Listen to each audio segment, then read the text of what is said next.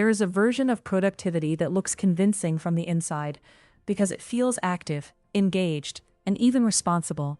Yet in reality, it keeps you cycling in the same place without creating meaningful movement. This is the space where rumination quietly disguises itself as effort, where thinking becomes so constant and consuming that it starts to feel like progress, even when nothing is actually changing. You replay conversations, analyze decisions, anticipate outcomes, and attempt to mentally solve problems from every possible angle, convincing yourself that more thought will eventually lead to clarity. But what often happens instead is a kind of cognitive looping, where the same patterns repeat without resolution, creating the illusion of work without the substance of it. It feels like you're doing something, but you're not moving. When thinking stops being useful, there is a point where reflection shifts from being constructive to being excessive, and the distinction is not always obvious, because both involve attention, analysis, and internal dialogue.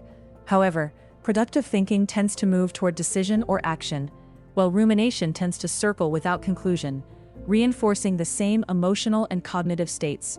This looping pattern is closely tied to the default mode network, a system in the brain that becomes active during rest and internal focus, often engaging in self-referential thinking, memory recall, and future projection.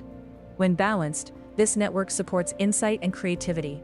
When overactive, it can trap you in repetitive thought cycles that feel purposeful but ultimately drain clarity and energy. The mind stays busy, but it stops being effective. Why rumination feels productive?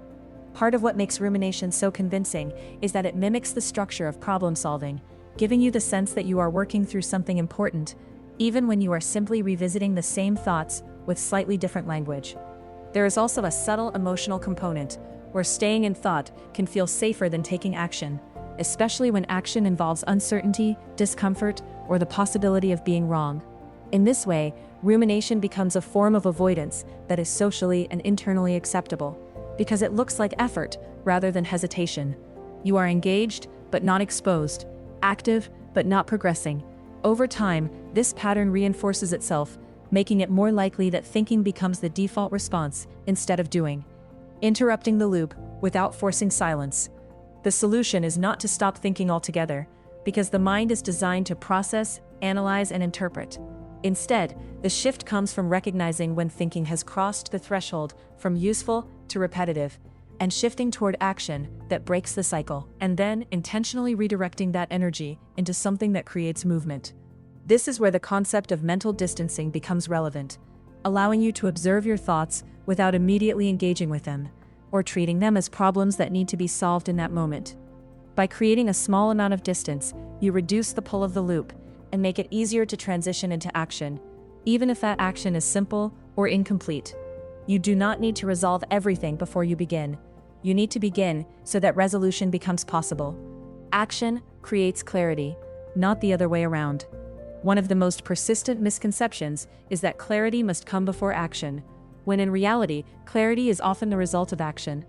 Thinking can outline possibilities, but it rarely replaces the feedback that comes from doing, adjusting, and experiencing.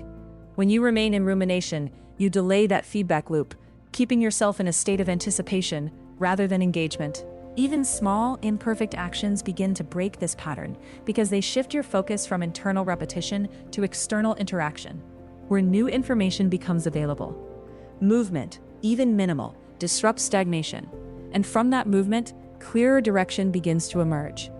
Recognizing the difference changes everything. The ability to distinguish between productive thought and rumination is not about eliminating introspection, but about refining it, so that your mental energy is directed toward outcomes rather than endless loops.